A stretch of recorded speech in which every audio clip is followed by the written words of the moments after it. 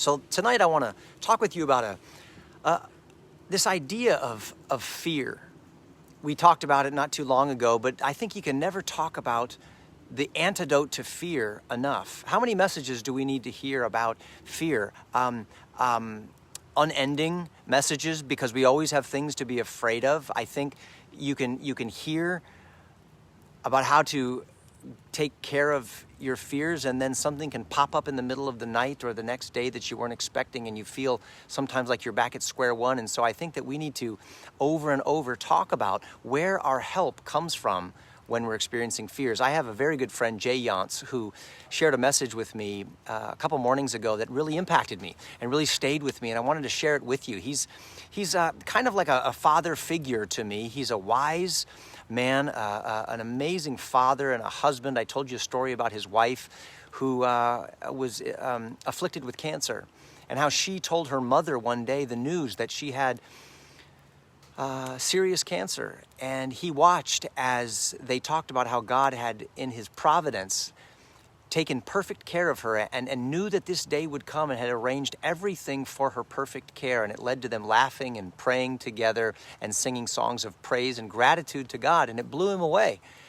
And he's got an incredible channel that I listen to in the mornings and in the evenings. If you'd ever like to tap into some of my secret sources, this is at the top of my list. It's called Everyday Talk 24/7. Everyday Talk 24/7 on YouTube. It's a YouTube channel, and you can check in with Jay in the morning like I do, and in the evening. Again, it's Everyday Talk 24/7 on YouTube. So here's the message. This idea of God's ability to take care of you and me in every situation, even the most difficult situations. How do you feel about that when I say that? Do you feel like he has always taken care of you? Or do you take issue with that? Is there a rub there because of something that's happened in your family, financial issues, health issues, relational issues, where you say, I'm not so sure if God is able to take care of me in my situations? Well, that's what we want to talk about tonight, because life is challenging, life is difficult, and life can be painful. The hard things come, and that's where the rubber meets the road. That's where we really find out what we believe and who we trust. And so I want to look deep into this idea that you and I are bombarded relentlessly with things. And now more than ever, we have been bombarded with things that have been invading our hearts, invading our minds, invading our homes, and invading the family of faith. It's been rocking our world. And they're many different forms of fear. Fear of viruses, fear of the loss of our jobs, fear of our health, fear of cancer, fear of our government, fear of the future, fear of death. So many things to be afraid of. Relentlessly pounding on us, wearing away our confidence and our sense of security, and even makes us question the faithfulness of God. And so this is what I want us to talk about tonight. I wrote down some notes here from Jay's message to me. And I think the reason, at least one of the reasons, that we have such a sense of fear in our culture today is partly because we've removed God from the everyday details of our life. Sure, we can talk about God when we go to church. We'll talk about God and thank him before a meal. But when cancer comes, when jobs go away, when accidents happen, we wonder, where did God go? And we remove him from the details of our conversations in the little everyday things. And we need to talk about how God is involved in the difficult things. The old timers called it the providence of God. That God is always present in the details, and that nothing's happening by accident, nothing is random. That all of these things are occurring within the good and perfect providence of God. It means knowing that everything that happens to us is the direct result of God's particular, perfect providence and purposes for your life. Now, sometimes that can be hard to wrap our mind around. I'm going to break that down. God's particular, everything that happens is a direct result of his particular, meaning he knows the details of what the doctor told you. He knows the details of how hard you've been working and how devastating and unfair the loss of your job was. He understands the difficulty of that relationship, that relational fall apart with your loved one. His providence is particular. It's also perfect. It's working together for your good, right on time, exactly according to plans. It's his providence. He's watching over you. He's with you. And it's accomplishing his purposes.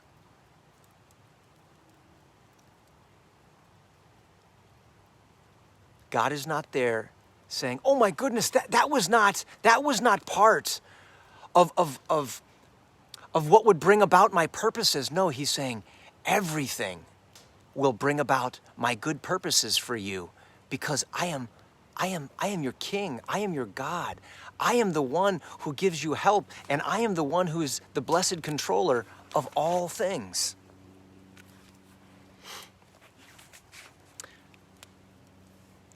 In Psalm 121, this is in the Old Testament, you have this great book of Psalms written by King David, and they're songs that were meant to be sung. And in this Psalm 121, it talks about the Israelites going up to worship, going up to Jerusalem to worship God. And he says, I lift up my eyes to the hills. Where does my help come from? Well, we can answer that question. Their help certainly didn't come from the hills. Hills are not sources of help. I have a hill right up here I'm looking at. I hike this hill. It takes me about 45 minutes to get up there. And I don't want to go up there all by myself, especially when the sun goes down, because there's nothing but coyotes and mountain lions up there. And the hills were sources of fear for the Israelites as they would go up there. There were beasts and there were robbers, all sorts of terrifying things. The hills were certainly not their source of help. Their help, God said, doesn't come from the hills. He says, your help comes from the maker of heaven and earth, the one who made the hills. Look up and look beyond the hills to the one who made the hills. He is the maker of the universe. He is your source of help. And he goes on to say that he will not let your feet slip on your journey through life, even in the scary places, in the narrow places, in the skinny places, in the terrifying places. He will not let your feet slip. He who watches over you will not slumber. How comforting is that? He's not like you and me that gets weary and tired and worn out and sleepy. God doesn't need sleep. He never tires. He never wearies. He doesn't ever need to take a nap. He's always awake. He's always on the job of watching over you and me and using all things to accomplish his purposes and bring about your good in the midst of these scary, difficult things. That's what he does. He goes on to say that the Lord watches over you. He is your shade at your right hand. You think of shade. Shade in the midst of the blistering hot sun is a good thing. It's a protection thing. He is your shade. The sun will not harm you by day. You don't have to worry about the attacks of the heat by day, nor the moon by night. It's interesting, the moon in many cultures is associated with dark things, with dark forces. Nothing's going to hurt you then either. God will not let those things touch you because the Lord will keep you from all harm. He says he will watch over your life now and forevermore. Do you hear that? God has gone on record in the Word of God, written down so it cannot be taken back. He has staked his claim and his reputation on his promise that he will watch over you, that he will not let your foot slip. He will not let things attack you and overwhelm you by day or in the dark and dangerous places at night. His word is on the line. And he's calling on you and me to take him up on his promises of faithfulness. So here's the rub. Does that mean that bad things will never happen to you and to me? No, it doesn't. Bad things happen in life. Difficult things happen to you and me. Even people in the family of faith. Bad things happen to Jesus. Very bad things. Painful things are part of life. But then my friend pointed this out. The game changer is, the thing that makes all the difference is that God is there in the middle of these things. He's not off on a cloud, some distant deity. He is right there with you and with me, even in the worst of things. God can turn them and make them good. The difficult thing, the hard thing that you're dealing with right now, the painful thing, the bad thing that you are experiencing that has been allowed to be part of the story that is your life, is the very thing that God will hold your hand as you walk through it, caring for you, with you, and he will turn it and make it good for you. And it will have an impact on others for eternity as you trust him and to believe what he says in his word. So this psalm is causing us to ask this big question.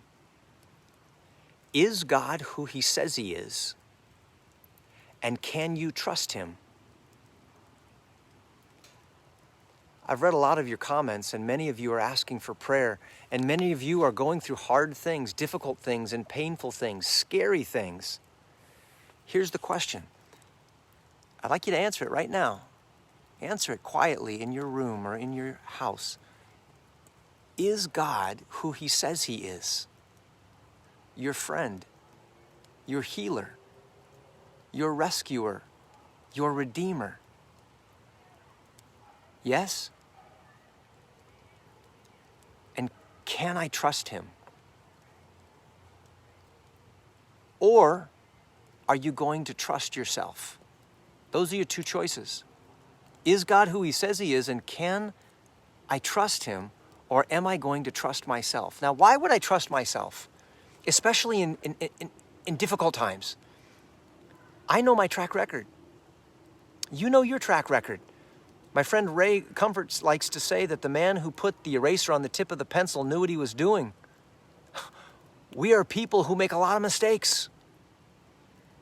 And my judgment is not the best when I'm afraid. When I'm going through difficult times and scary times and painful times and experiencing hard things, often my judgment is off. I get into self-preservation mode, and my discernment can be off. It's better to trust God because his discernment is perfect and he's not afraid. But what do? When things get hard and scary, we end up trusting our own assessment of what we should be afraid of instead of trusting what God says we should be afraid of. God knows that scary things happen. God knows that hard things happen in life. And he knows that pain happens in life. And in this psalm, he's saying to you and to me, I am there with you through these things.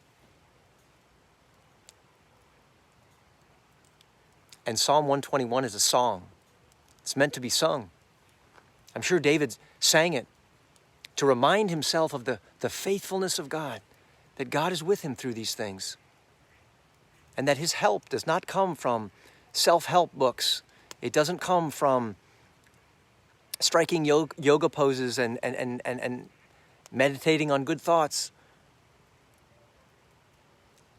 Those things have their place, but his help comes from the maker of heaven and earth.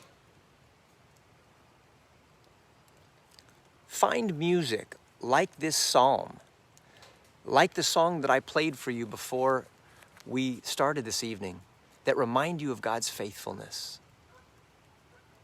Great is thy faithfulness, O God, my Father. Play music like that in your house. Go to sleep to music like that in the night hours when you're feeling afraid. Remind yourself that God is with you. He's always there. He'll hold your hand through the pain. There is nothing that can happen that God has not allowed to happen for your good. You and I can overcome fear, not by looking at the ferocity of our fear, but by looking at the majesty of our God. So where does your help come from? Tell yourself, my help comes from the maker of heaven and earth, the one who knows me, the one who loves me, and the one who promises to care for me. I'm so thankful for you guys tonight that we get to walk through these trying and challenging, difficult times in 2021 together. It's unprecedented. Everybody's trying to figure it out.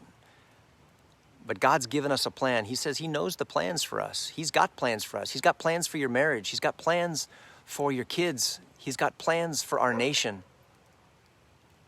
And I know it has everything to do with what we're involved in right now. Prayer, thankfulness, singing songs of hope, reminding us of his faithfulness, and then putting into practice the things that he's told us to do. Looking forward to tomorrow night with you. Hey, I've been really encouraged by those of you who said that you've gotten your hoodies and that they're great. You're excited to wear them. I want to know what people say when they read this little phrase. I've been wearing this to the gym lately. It says, what's your plan? And I want to hear what you tell them and what their reaction is. And then make sure that you tell them to join us here for the American Campfire Revival. God bless you guys. Look forward to seeing you again tomorrow night. See you then.